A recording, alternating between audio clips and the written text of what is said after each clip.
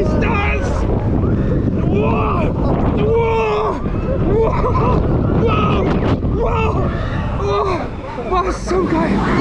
Was so scheiße! Geil! Alter! Was so geil!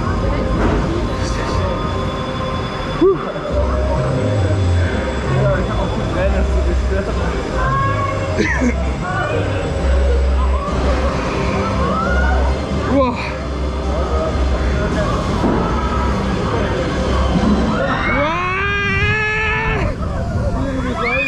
Halleluja! Wow. Halleluja!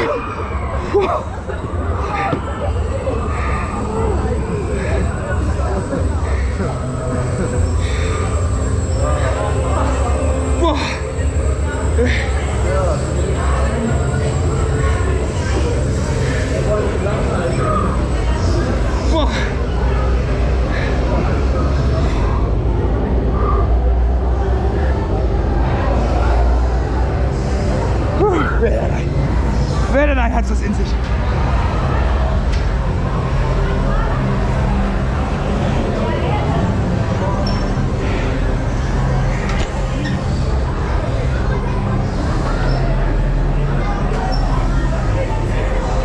Scheiße, bin ich durch.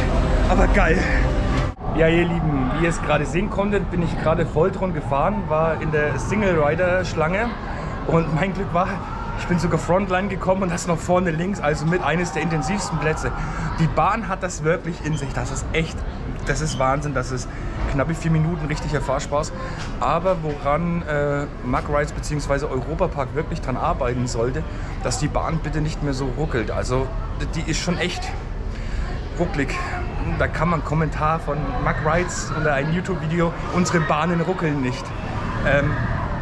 Diese dezent schon. Wie gesagt, die Bahn ist Hammer, sie ist intensiv, das ist wirklich gelungen, aber das ist so ein kleiner Kritikpunkt, den es auch im Netz ganz, ganz viel gibt von anderen Fahrern und Usern und wie auch immer.